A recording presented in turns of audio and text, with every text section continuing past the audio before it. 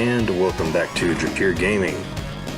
Today we're doing Teenage Mutant Ninja Turtles, the Hyperstone Heist. Basically the SEGA Genesis version of Teenage Mutant Ninja Turtles 4, Turtles in Time. And I never played this game before. Hadn't actually heard of it until, just recently. But I very much enjoy playing Turtles 4 back when I did it, and I enjoyed playing it again the other day. Probably going to play it again later. So I did this on easy mode, because I know nothing about this game. I didn't know if it was completely different, I didn't know if it was a little bit different, I didn't know if it was mostly different. Now that I've gone through it, I would say it's mostly different. Sprites are the same, some of the stages are the same, but the plot is different. Some of the bosses are different. The control, not the controls, the control is definitely different. Like the way you control each turtle. I mean, if you know what I'm talking about, you play a certain game for a certain port, and you get a feel of how that game is supposed to be played on that port. It'll never feel right playing it on a different port.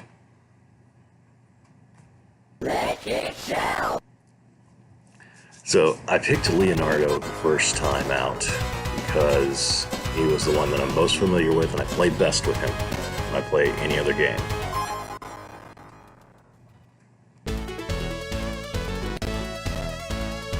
Because I've played other Ninja Turtles games besides Turtles 4, but Turtles 4 was my favorite. So here we go with the different plots. Apparently the Hyperstone can shrink the city, and the Statue of Liberty, but not the island the Statue of Liberty was on, and not the people on that island. Plot holes aside, the Ninja Turtles are called to save the day. Look at how shredded Shredder is. That dude's got muscles on his muscles. SpongeBob reference. You gotta have muscles on your eyeballs.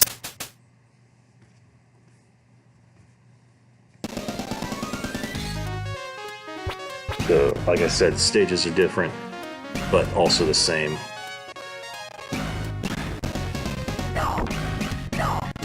Like they reuse some of the stages in like different ways, because it moves with the plot. And some of them are similar but complete remakes.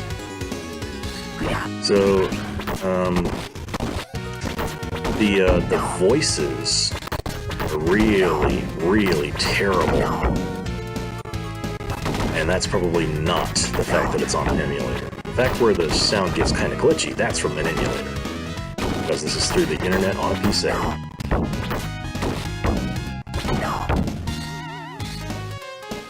There's certain things that you can tell are quirks because it's on an emulator and it's being translated through the internet, through your controller.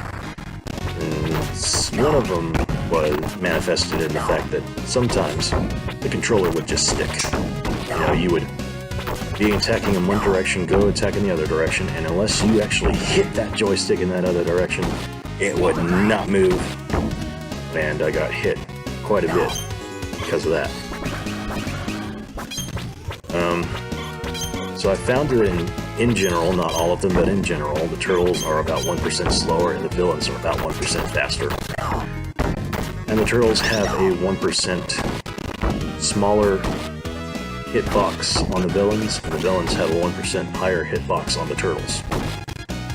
They're not big differences by themselves, but when you smash them together and put them in a 16-bit port, it makes a difference.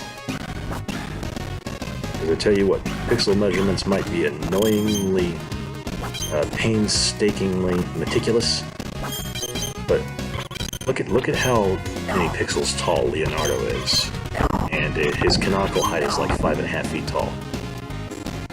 look at look at how many pixels long his swords are, and canonically, the blades themselves, not the whole sword, just the blades, are supposed to be about 2 feet long.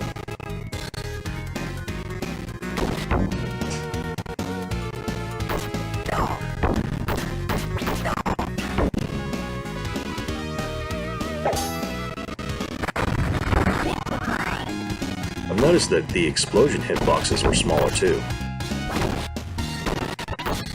Like an explosion from that barrel should have taken out at least one more foot ninja, and it didn't.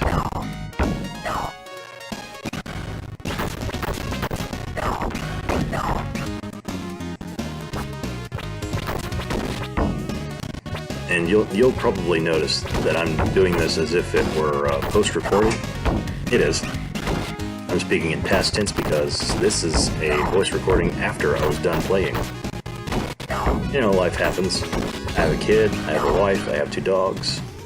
I can't always wait until the dead of night to do a recording.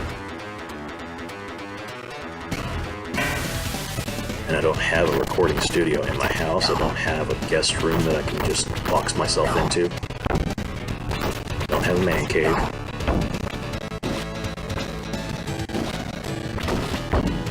There's an example right there of the controls sticking.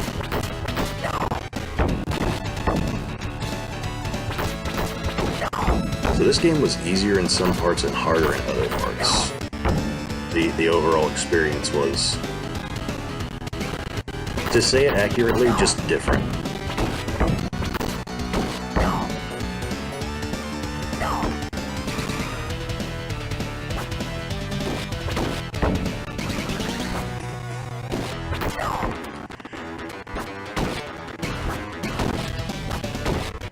I do like that if you were in the middle of getting your 4th hit and you get interrupted, you don't immediately lose that 4th hit, you can pick it right back up. That was an improvement.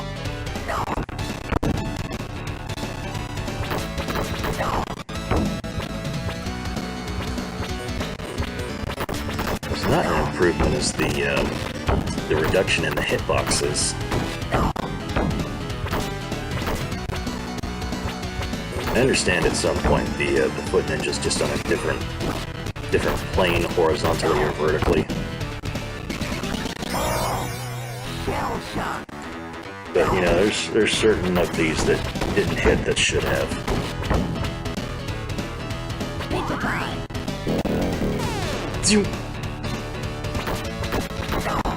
I didn't expect that car to move. I didn't even expect it to be there. Now here, I just learned this. When they do that, they're saying pizza power. Back in the SNES, I think that they accidentally, and they didn't catch it, they cut off 1/4 of a second of the sound recording.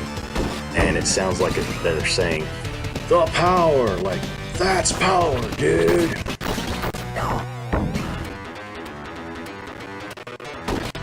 Which actually fits because, you know, they're ninjas with the, well, at least in the cartoon, Michelangelo does. He has the surfer accent. You know what I'm talking about if you watched it. This game and the other one, both of these versions of this game, they were originally from an arcade, and I don't know which one is closer to that arcade game, but either way, they're based about 75%, I would say, on the first season of the 1980s and 90s cartoon series for Ninja Turtles, and the rest of it is based on the first 2 movies. And this is not like storyboard. This is, you know, the villains that they faced. They have the robotic foot ninjas, and they have Krang, and they have Bebop and Rocksteady, and Baxter Stockman, Rat King in the other game, and they have Leatherhead,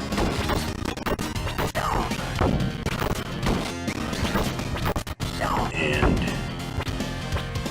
in the other game they had, that was from the movies, was Toka and Razor.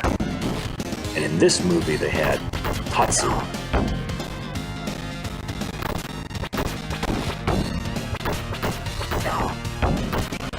I don't know why they would pick different villains. It seems to me that in a perfect world, these two games would have been one game that had all of the villains tied together in all of the forms that they came in. But the plot would have converged, like the Hyperstone would have been the reason that Shredder could arbitrarily send them back in time instead of just some, time warp that they have no explanation for how he got it or how it works.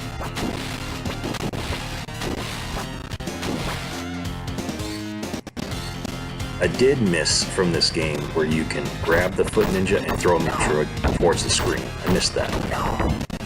That was a neat feature they had in the other game. I don't know why they couldn't translate it to this one. I guess they didn't need it because there's no scene here where you're attacking the screen like you were in the Nintendo game. But here, you can still grab the guys and flail them around like the Hulk on Loki. That's funny no matter who's getting it done to. And, but for some reason, it doesn't give you an extra point like it does in the Super Nintendo game. Which is a bummer. Now see that right there? You get 4 hits and then he goes invincible mode and charges you. You have less than a second to react. Most people can't do that. But you either better be underneath him on a different plane of battle, like that. That's how you jump out of the way. Or you better do like this and jump into an attack and then do 3 melee strikes without doing your finisher. And even then, sometimes you don't have enough time to move like that there. I just barely had that time right there. I'm telling you, villains, in general, 1% faster, you 1% slower. I'm used to playing the Super Nintendo version, so when something's different, I notice. Even with the fact that I hadn't played it in forever, since the last time I played it, I noticed the difference.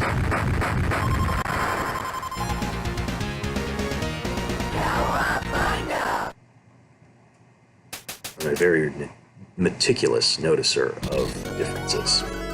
I have to be.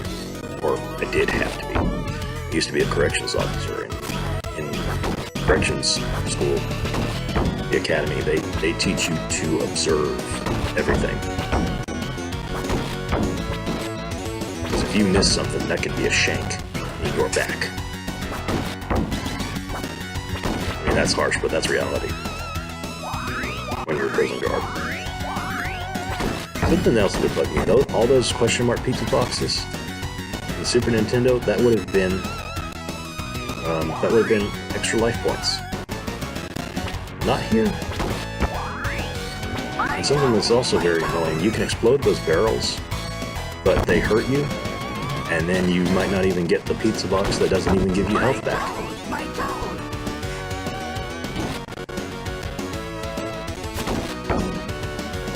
And then I finally get a pizza box and I miss it. Look, a flying mouser. Since when did that happen? That didn't happen in the cartoon or any of the cartoons, really, that I know of.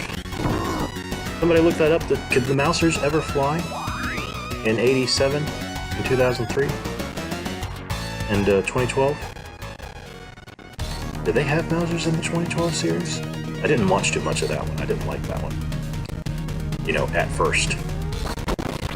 I didn't like the fact that they make the turtles look like they were, 13 instead of our usual 15. April was reduced to 14, and so is Casey. They're supposed to be adults.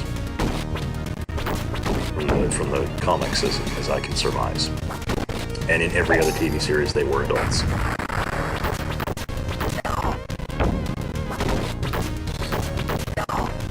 I really despise this new one that they've come out with. Raphael's a snapping turtle, and he's twice the size of the other turtles. The other turtles have marks of some kind all over their faces and their shells. But all the turtles are supposed to be red-eared sliders. but the mutation made them half human, so the markings that a red-haired slider normally has, they're all gone. For some ungodly reason, they have 3 fingers and 2 toes, even though red-haired sliders have 5 and 5 like we do. But for God's sake, Mr. 2012 turtle designer, if you're going to stick with turtles having 3 fingers, stick with having 2 toes. That's the thing that had turned me off to that series until I figured out, hey, look at this. They've got Karai being Splinter's daughter, and that was actually a plot line in one of the comic continuities, Matayoshi. And I can't remember what Karai's other name was. It was cool. It was cool that they had some of the stuff from the comics in that series. So that made it all right-ish. Definitely not 87 level. Definitely not 2003 level. I think I like 2003 the best. That was the best series in my opinion. You know, the turtles were slightly grittier, slightly darker. Their colors were not as flashy. They looked like actual ninjas, and they acted like actual ninjas. You know, sorry to say, but the British version of the show in the 90s was actually more accurate. These were hero turtles, not ninja turtles. They barely snuck around. They only used ninja weapons.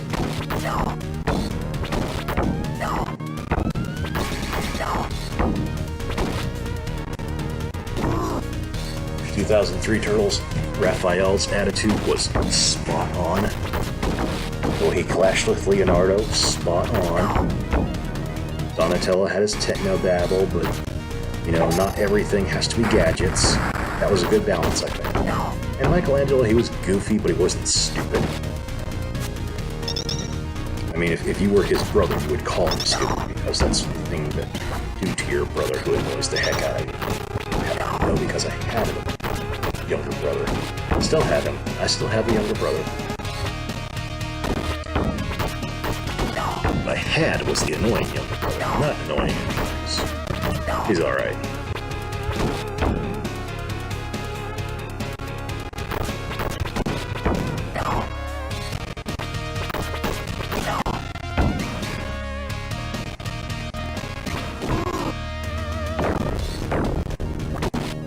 Now that's another thing that annoyed me. I think in the Super Nintendo version, those barrels would have hit the Foot Ninja in the same way that they had hit me.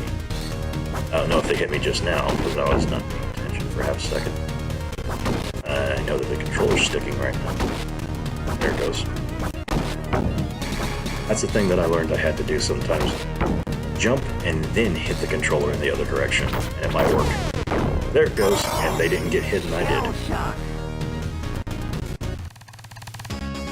I tell you what, that's how you die more often than not, by surprise barrel drop. So here I go with Donatello, who actually didn't suck in this game, like he did in the other one. I think they tweaked the Turtles' features.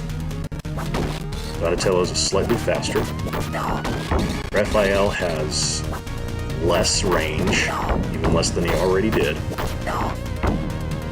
Michelangelo, for some reason, you can tell, definitely tell, that he does more damage than the other turtles.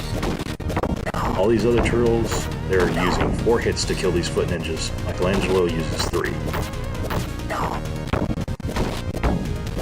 Remember me saying this, and watch for it. 3 to kill the Foot Ninjas.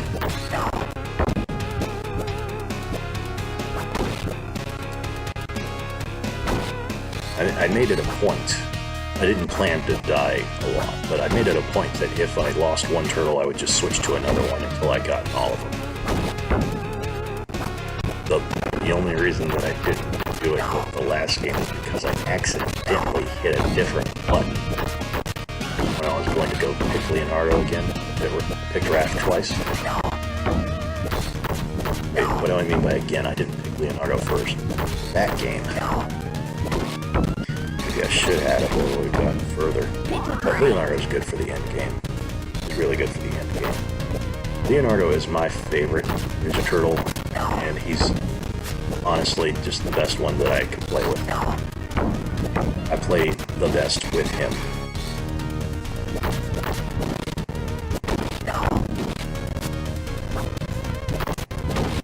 And I always liked the color blue. I always liked swords. I was definitely a Leonardo fan. But I could not be different, more different in personality from Leonardo than I am. I'm a nerd like Donatello, I've got a temper like Raph, and I'm kind of goofy like Mike. I'm not a leader, I'm not charismatic.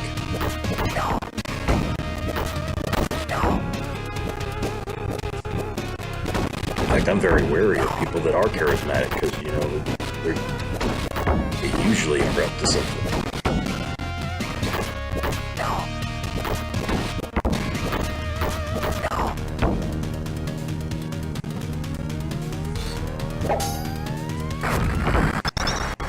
And I wouldn't say that Leonardo's charismatic, but he's a leader, so he has to command respect.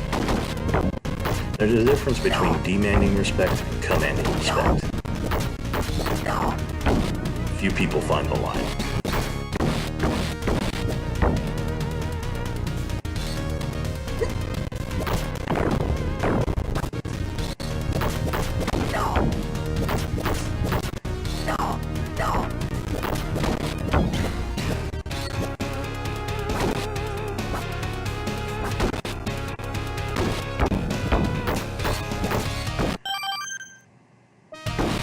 So I'm gonna be trying to get my butt in here about getting a different recording software set up. I downloaded Bandicam because this that I recorded on is a combination of Xbox Live Recorder and Windows Movie Maker. And the video quality is lowered and the sound quality is lowered. Mic quality is low. I want to try to improve them. I'm just a procrastinator with ADD. You know, what can you do? Pump me full of coffee and I fall asleep in science class. That's a true story. College biology. I took a triple shot of espresso. I was every word that professor said, I was lulling off to sleep.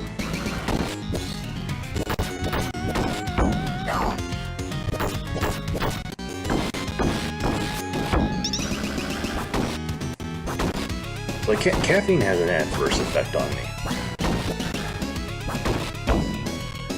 And it depends on what kind of consumption it is, it depends on how much. Sometimes it'll help me focus, it'll keep my body as alert as my mind is, because my mind wanders. Those of you who don't have ADD or ADHD, your mind is in overdrive. Your body can't keep up. That's why you fidget, that's why you shake your leg. That's why you're looking at one thing and thinking about another. Why you can't concentrate on what your girlfriend's saying or what your professor's saying. And why you forget what people told you 2 seconds ago, even though you actually did hear it.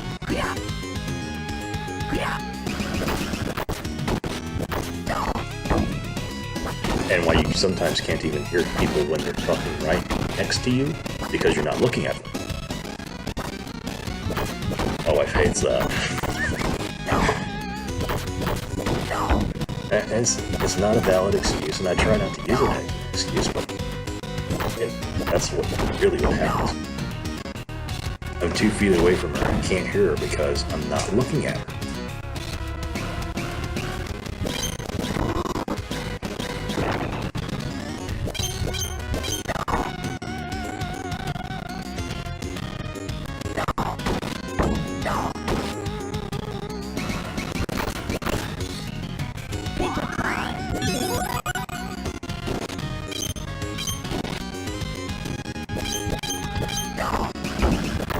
The Tonfa ninjas always just aggravate, ever-living crap out of me. You can only hit them all with your special or with your finisher. And it still takes you 2 or 3 moves to get them. Thankfully, pizza power It's like hitting them with a special and a finisher at the same time twice for every hit. You know, the foot ninjas are insta-dead. These guys are dead 2 hits.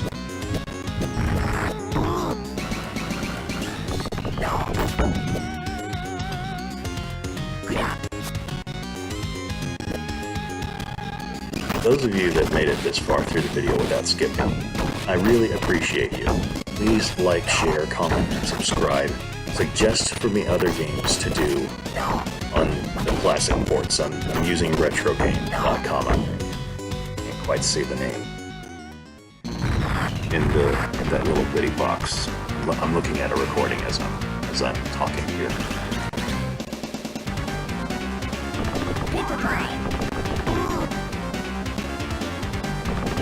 Here's Rocksteady. He's got a different costume because he's not playing pirate with Bebop, and Bebop's not even in this game.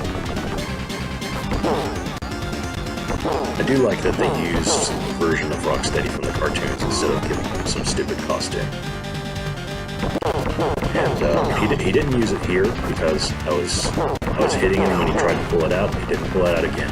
But he pulled it out later when he came back in a different scene. He's got a machine gun and he's got grenades. You know, he won't use them a lot. He likes to charge you more than anything else. You know, it's like a credit card. Charge!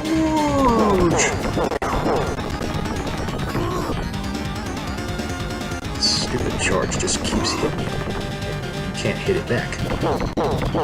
That's the very annoying thing about this game. It had a very formulaic 4-hit and charge, or 4-hit and invincible, or both at the same time. That's across every villain except for Shredder.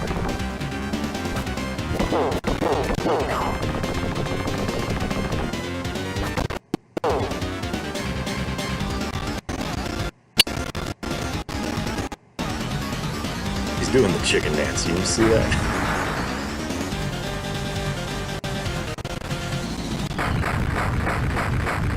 And just arbitrarily, out of nowhere, explode.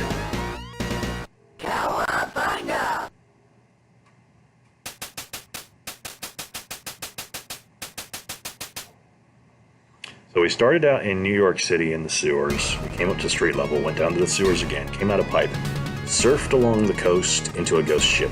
Somehow the ghost ship brought us all the way to the underground tunnels to Japan. Is that where Shredder's hiding out? I mean, it fits his motif. That's where he started his operation. But I thought he moved his entire operation to New York. That was the entire basis of both the television series and the movies. And it all started because Shredder was making trouble in New York after he moved from Japan.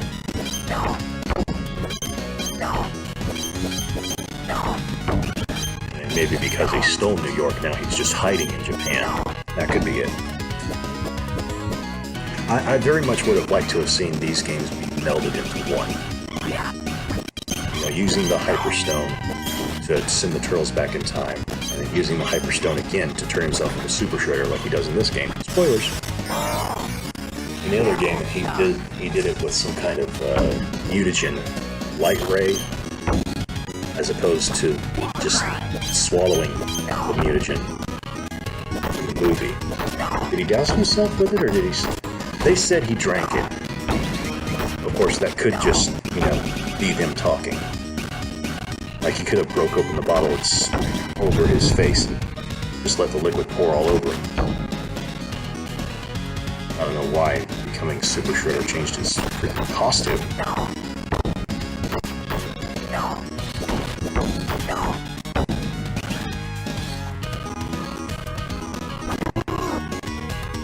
Come to think of it, Toka and Razor, if none of the Foot Clan could get into their little holding cells safely, how did they get their garb on before they went out to meet Shredder for the first time?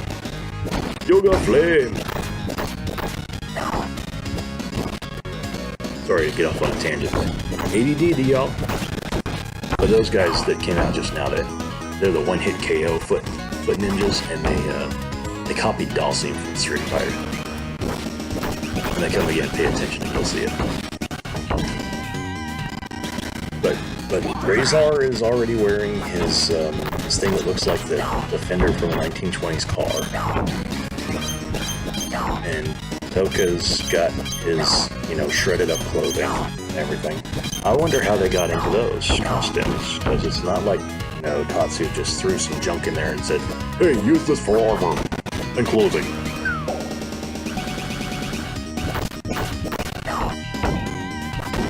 I love how they, even though the way the Mutant works in both of these is completely different, that they just melded these two things into one. In the movie, it turned everything into, semi-human. The Turtles, Splinter was originally a rat, Toka and Razor. In the TV series, it turned everything into half whatever it already is and half animal, depending on if it's human, or half human, depending on if it was already an animal. So, like, the Turtles were turtles. Master Splinter was Hamato Yoshi. Spoilers. And he turned into a rat. And Bebop and Rocksteady were men who turned half rhino and half... What is Bebop? Is he a warthog or a Russian boar? Somebody look that up. Warthog or Russian boar for Bebop. That's a thinker.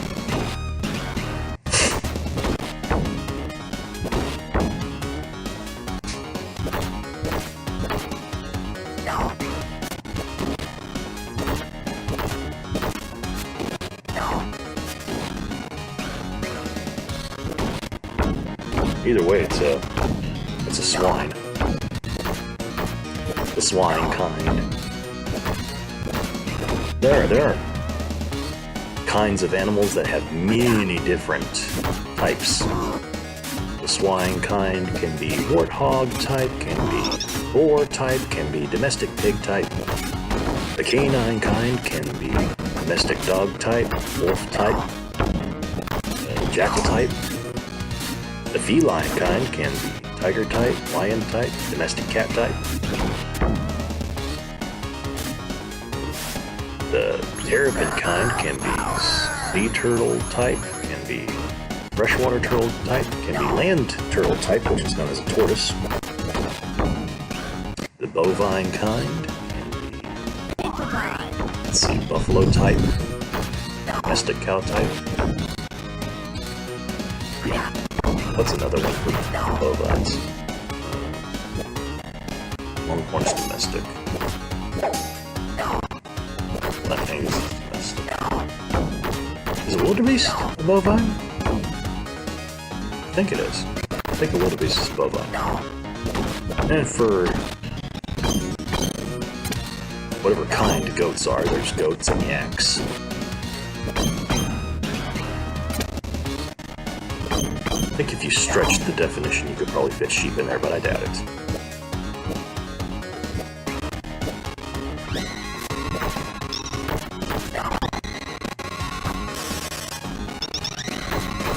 These suits of armor were kind of annoying. They're not part of the background. If you go far enough up on the screen, you can get caught in between them, but you can't attack them. And if you try it doesn't do anything. Of course, being that close to them, it means you're not inside the hitbox for their laser beam.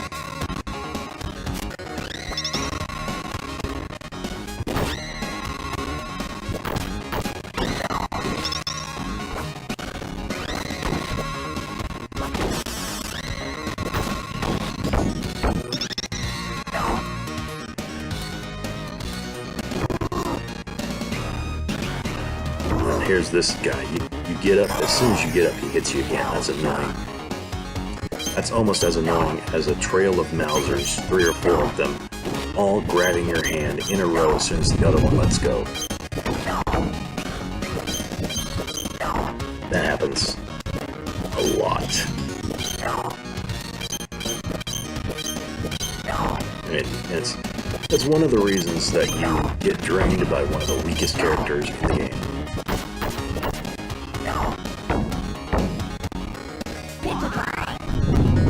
To the flame!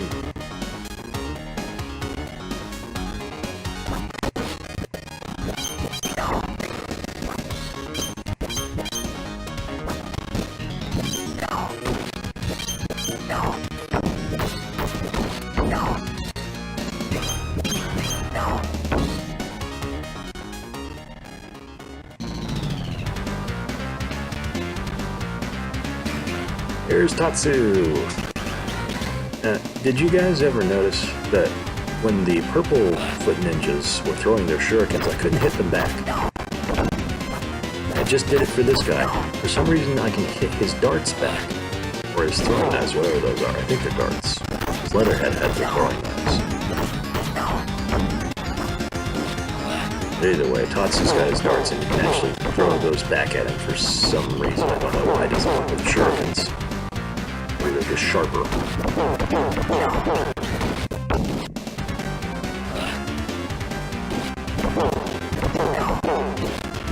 Or maybe it's because that's the way his character is designed. You're supposed to use that to hit him. But of course, you can attack him directly if you're fast enough. Donatello's not fast enough. Not to kill him, at least. Just look at that, look at that, look at that, look at that.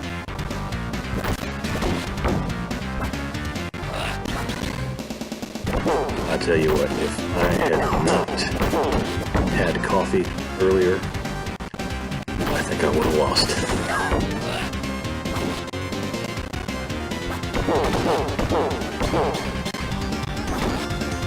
I just barely won this one out. Spoilers, I win. Yes, if I actually got a game over, which I don't think can happen in the emulator. That doesn't save all the progress, but it saves enough of it where you can continue. I don't think it gives you a game over. Because it was supposed to have given me a game over in the last one. Did it?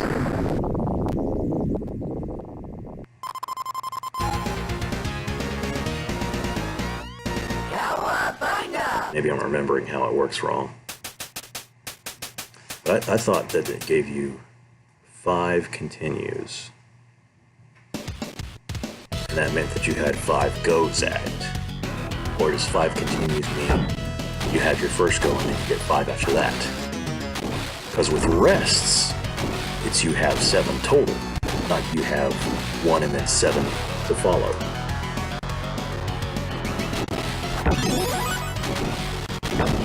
But somebody tell me which one's right.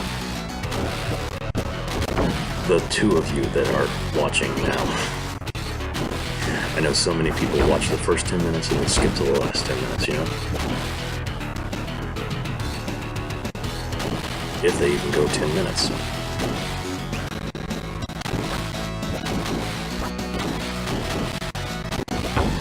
And I didn't make this an hour long on purpose, that's just how long it took me to beat the game.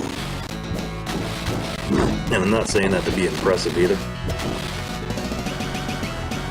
If this were the Super Nintendo, and I were playing back in the day when I played very well, and I used Leonardo the whole time, I could have beaten that one in half the time that I did.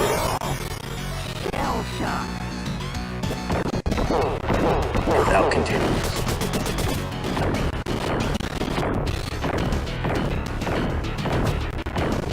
That just shows you how rusty I am. Like a rotting swing set. Why is Leatherhead purple? I've never seen a purple alligator. Is he an alligator or a crocodile? Down in the south we have alligators. The Wazoo. Make real good fried food. You ain't lived till you had gator tail.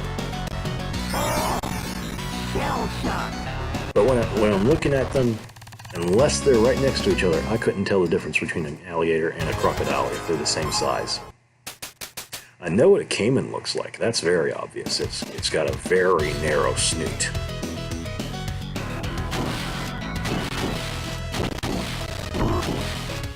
Look at Raph. His range is just crap in this game. The last game, Donatello sucked. This game, Raphael sucked. I mean sucked without reason to do so.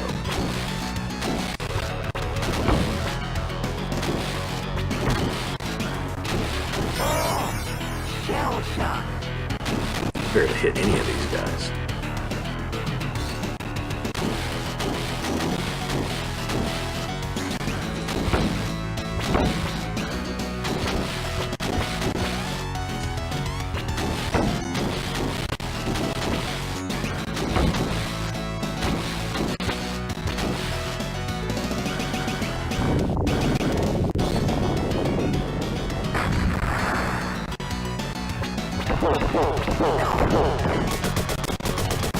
I'll give it to Rat. He's still got his speed. He's the fastest one in this game, just like the last one. So, he can jump away from Leatherhead's charge right after his finisher.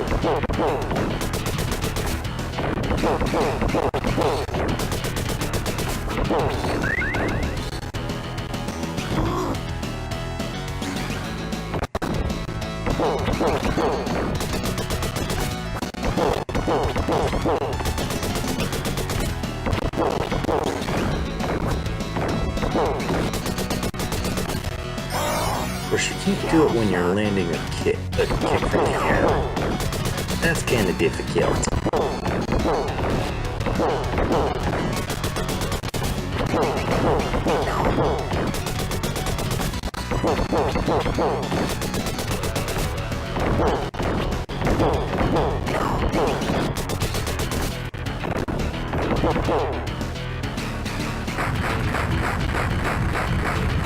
Some of the crappy gameplay is because I'm not familiar with this game, some of it's because I'm rusty, some of it's because this is an emulator. You got those three factors together, and I look like an amateur.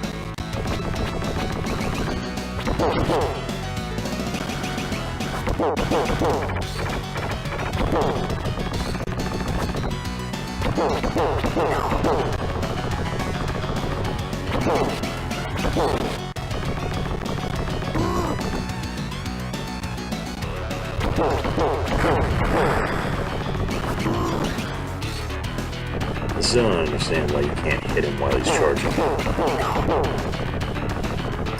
can hit the minions while they charge, still in this game, and I think in the Super Nintendo version, you could hit other villains while they were charging. You know, you would get hit too, but I think you could hit them.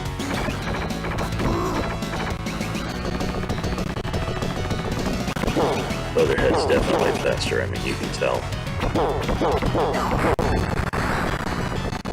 I don't know why they didn't include Bebop, but I think it's because of Rocksteady having a different attack style, a different pattern, and the fact that he's faster, it just worked better for him to be solo. But in the same sense, they could have done Bebop solo also in this stage, instead of Rocksteady. And instead of Leatherhead, they could have had somebody else, you know, like the Rat King, they didn't include.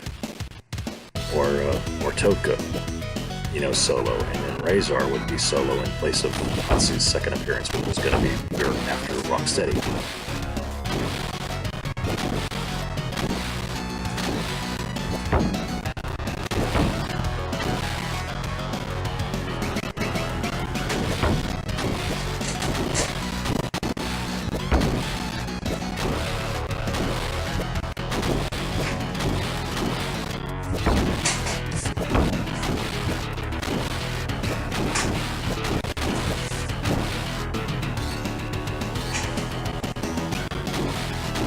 Sorry for all the squeaking, I have an old chair.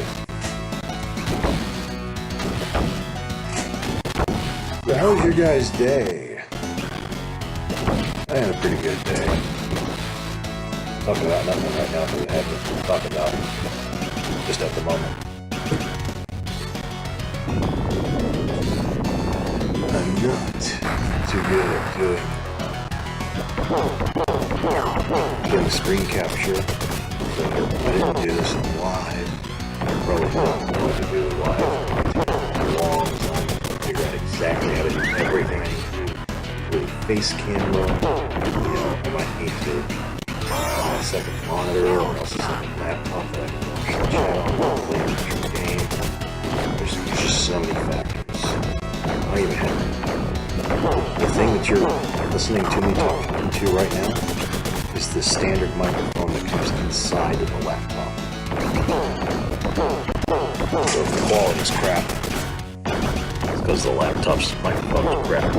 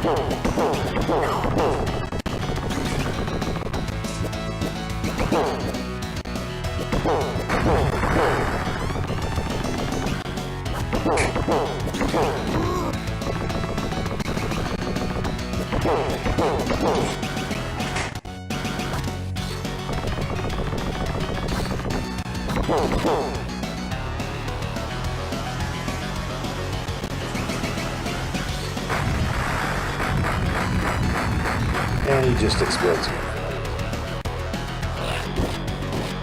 There's Tatsu, and he immediately starts attacking you. He's got more health. It ain't called the Gauntlet for nothing, folks.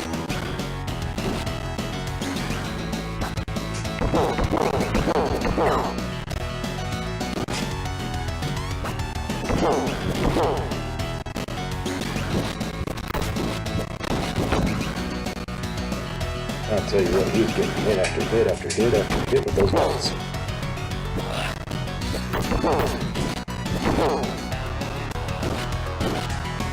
By the time you take which one of your hits are to hit that dart back, another one's going to hit you before you get a second.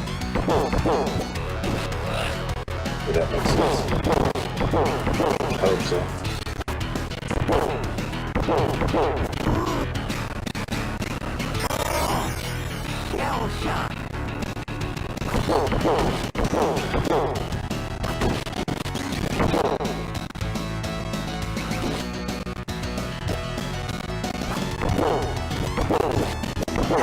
You kind of don't want to because it's a trope, but at some point your health is low enough that you just gotta start jumping and kicking almost every move.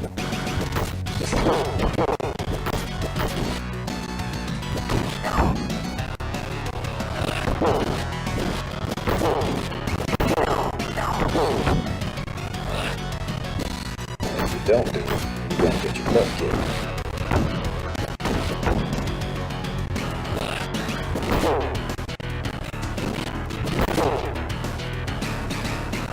Like I am right here.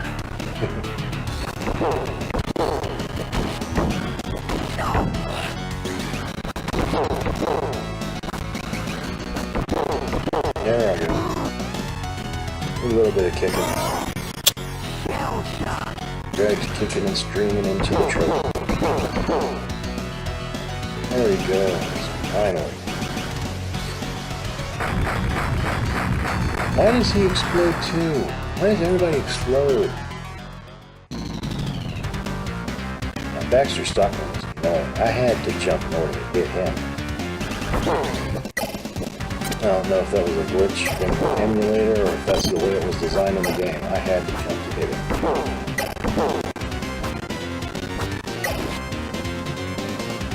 Which is very annoying.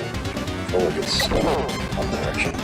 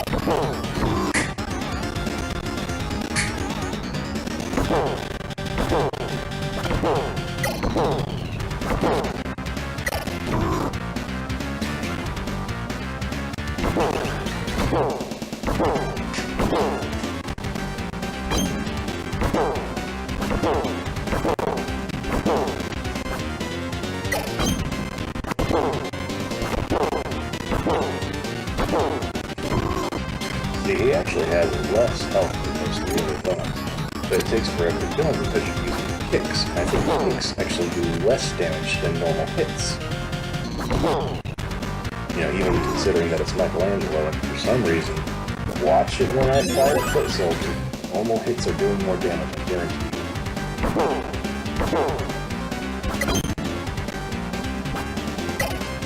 I don't know what it is about Michelangelo with this game. For some reason they decided to make him stronger.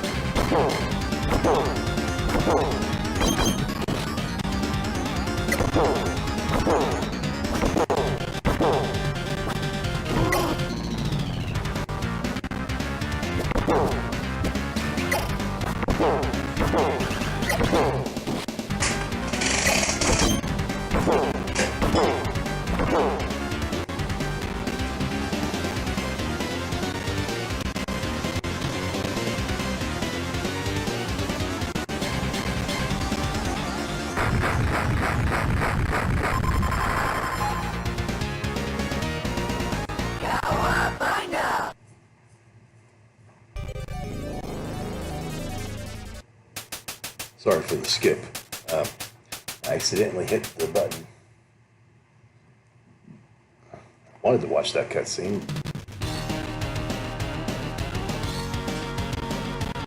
No, when I lose with Mikey, I'll watch it. I pick Leonardo. I want, no matter if I pick him to start, I want to pick him to finish too.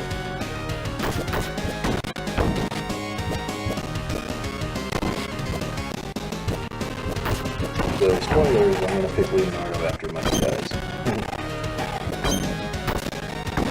Leonardo's just my strong suit. If I play this game again, it's going to be number 1. Nintendo version. Not coming back to this one again. Number 2, I'm probably going to try and do a solo run with Leo. No continues on easy mode. Considering how badly I played the other day, it won't be easy.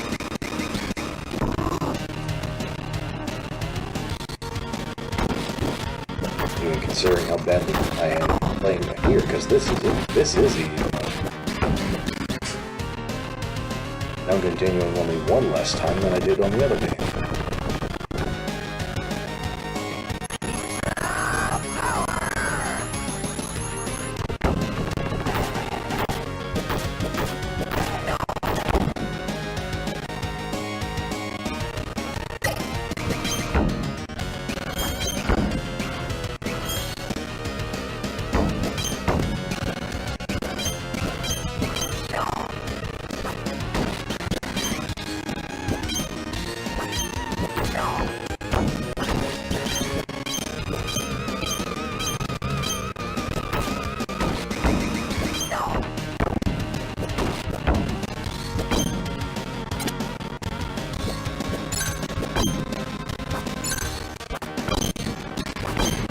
In the Nintendo game, this place where we are right now in particular is part of a future spaceship, starbase.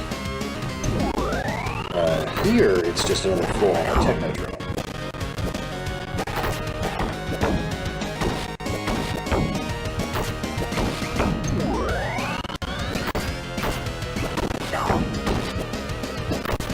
Anybody who's played this game and skipped all the cutscenes, they don't know the game is actually different. They're going to be very confused.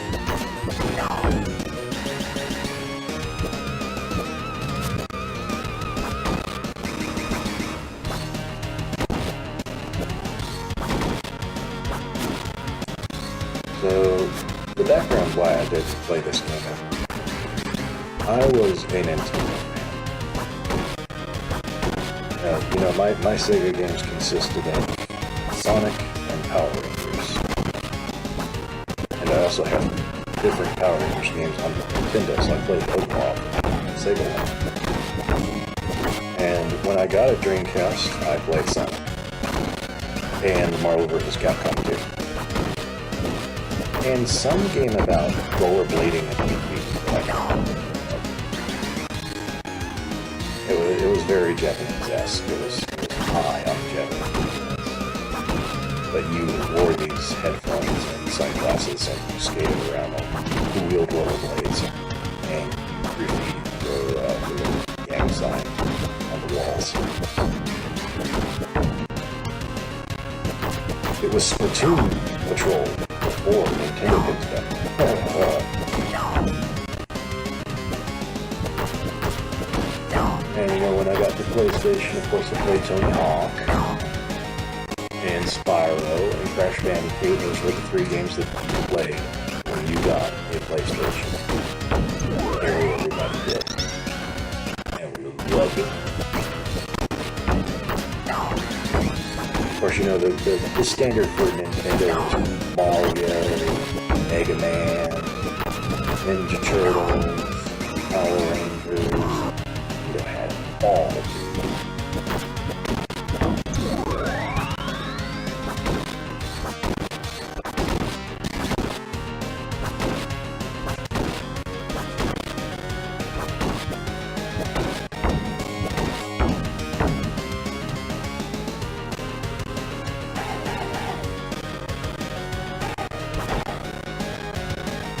Here's these things, they freeze you.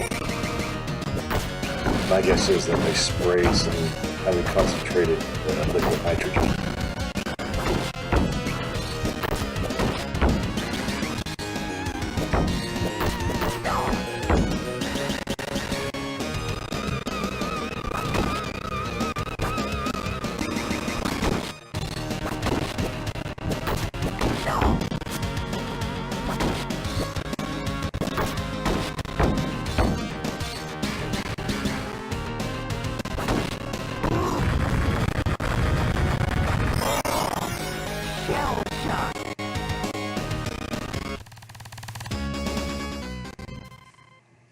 Killed by the wrecking balls. That's usually how it happens.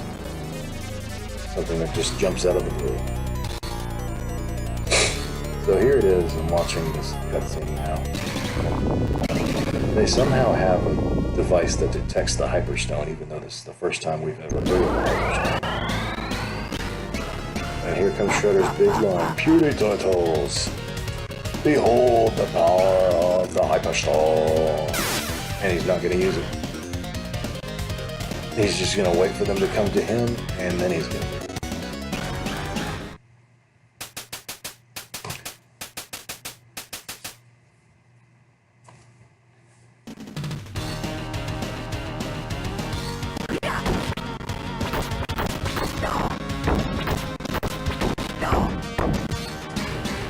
That plays so much better than Half Leonardo.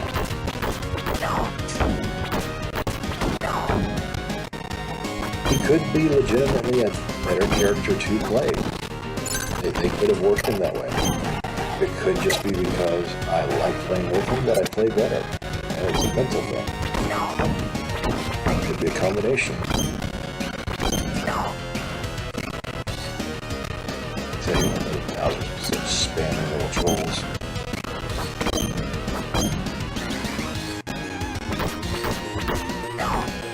These didn't use words like spamming and troll. Back in the day, it was called cheapskate. I might have to bring that one back.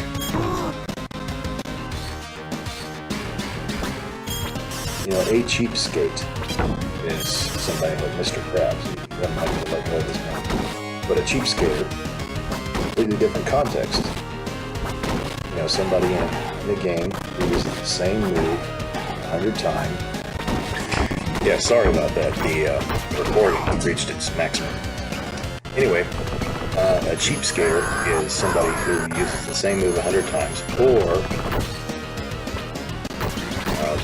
will use moves in quick succession without letting you recover, and that applies to, you know, computers, the CPU, the NPC.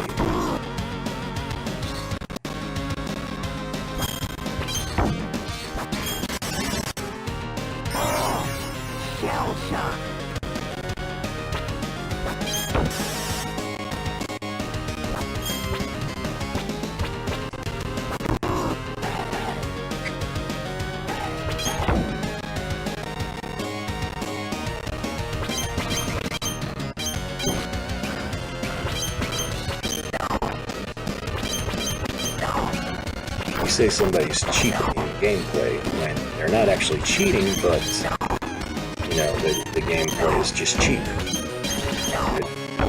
They're using tactics that would not be considered honorable in real life. So I think we should bring that back. Let's disregard spamming and trolling for cheapskate.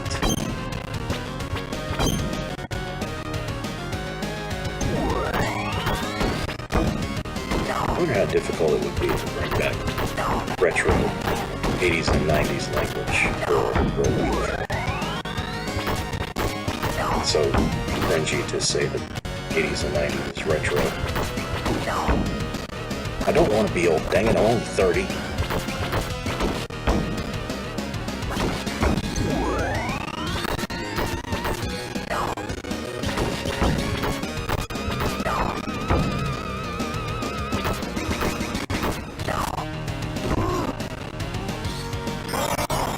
That's a cheap move. Hit me in the back. Number one, I'm hitting your friend all the way over there. Number two, I ain't looking.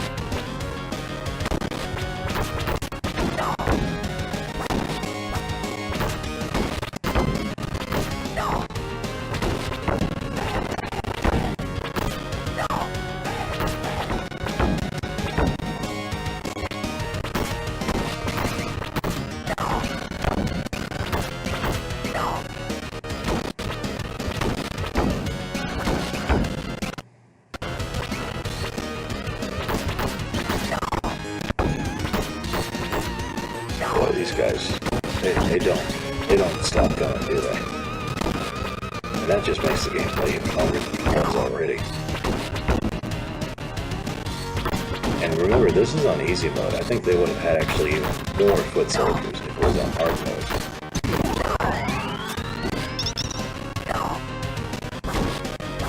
And they probably would have all been those Tonfa soldiers, I think. Like in the other version of this game, the Super Nintendo version, more than half of them were the Tonfa soldiers. That was so annoying. And the fact that I'm on an emulator, it just makes it harder to grab them, fling them around, or slam them around, like you have to do with those guys in order to get more than one of them at once, or in order to get some of them in quicker succession than you should.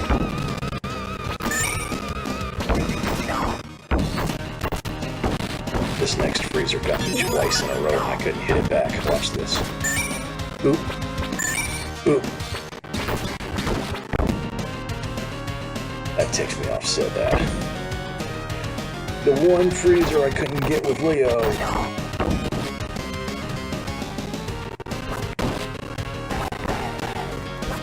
What do you call it, a freezer?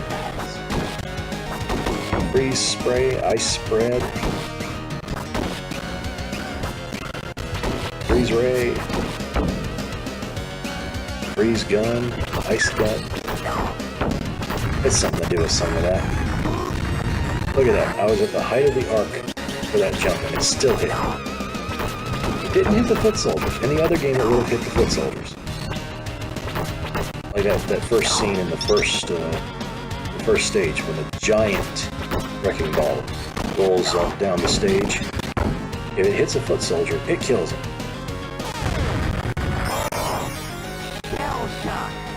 And if it runs into their hitbox, it hits them. It don't care if it's an arrow. That's what you call fair gameplay. friendly fire do apply.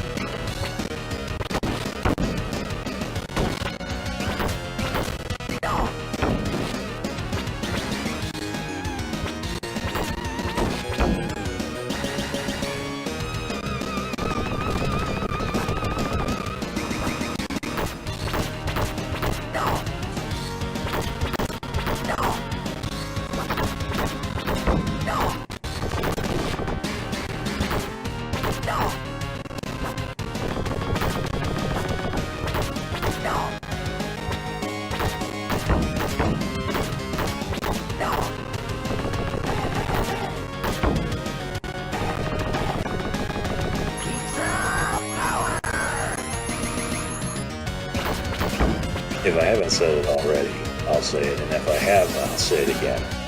They have the pizza boxes very conveniently placed in both games. That's the thing that's good about both of these versions. When you need them, they're usually there. Sometimes they're there when you don't need them, but that's besides the point.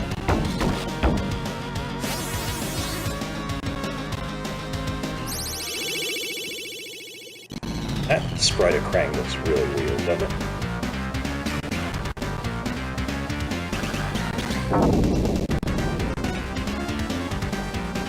And now he looks like he should.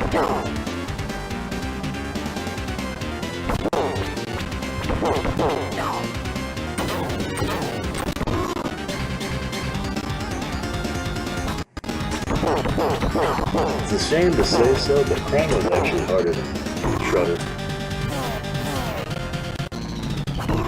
Oh heck, Shredder was the easiest villain to kill. You'll see why as soon as he comes up.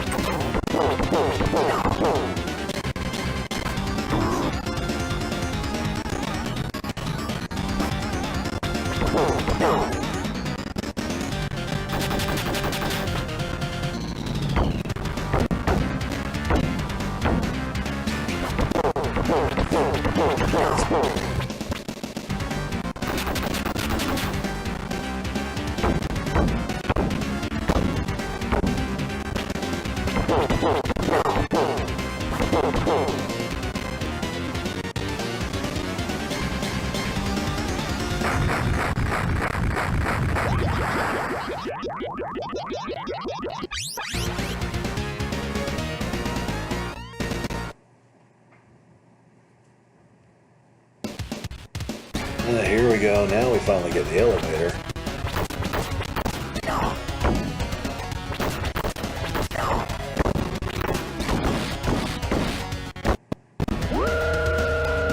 I tell you what, man, this thing is so slow. It's slower than a turtle, ironically.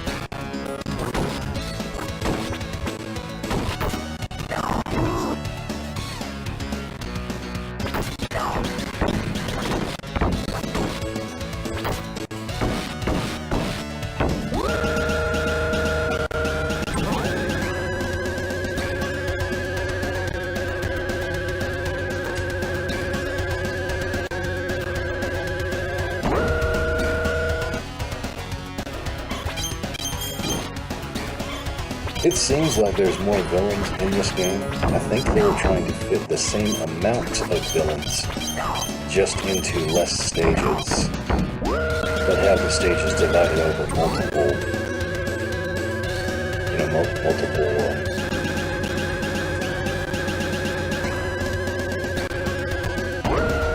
sub-stages. I guess that's why they call them scenes. These are scenes, and inside them are stages. Really, you could have just saved everybody a whole lot of headache and called it levels on both games. They all got me at once that time. You cheap skaters!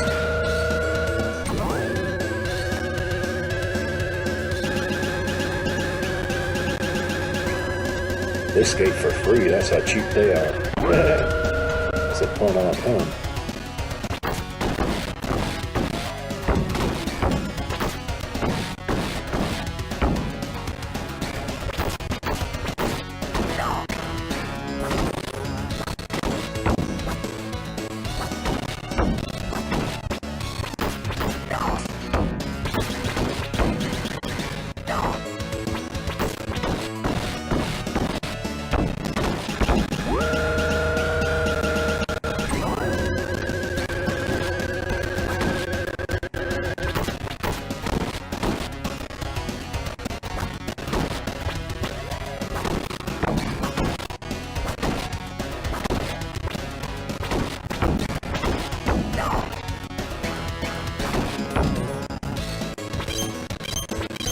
Here we are with the Tonfa Ninjas.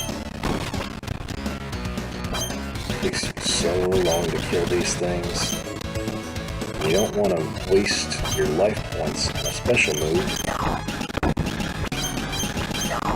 There's hardly any room to dash or charge attack.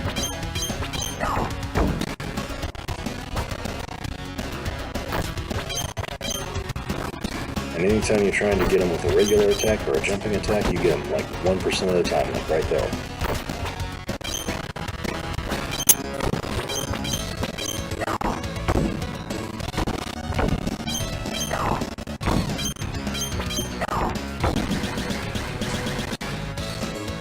What's weird, if you get these guys in a charge attack on this game, you can't give them a succession combo with melee afterwards. You can do that on the Super Nintendo. Here's Shredder in front of this freakish thing that's not really explained. He's using the power of the Hyperstone to become Shipper Shredder,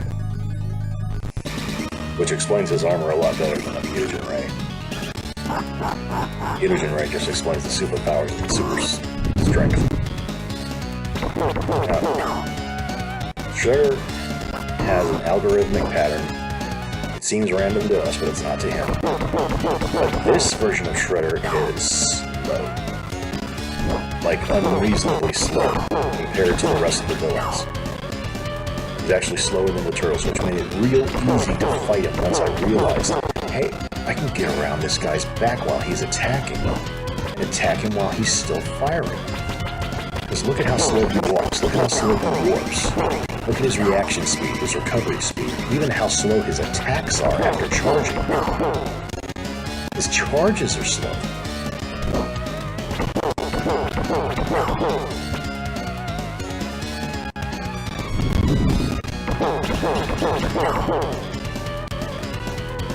And Shredder, for being the ultimate boss, he's just the easiest one to beat in this game. I mean, the 5 times that he hits me in quick succession is because he's been in a corner and I'm being hit by his aura. And one more time right there. Actually, I think that was the 5th one.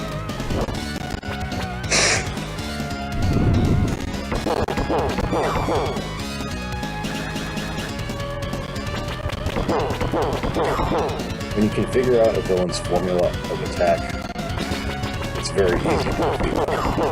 And we win! Yay! And he falls off the cliff for no reason.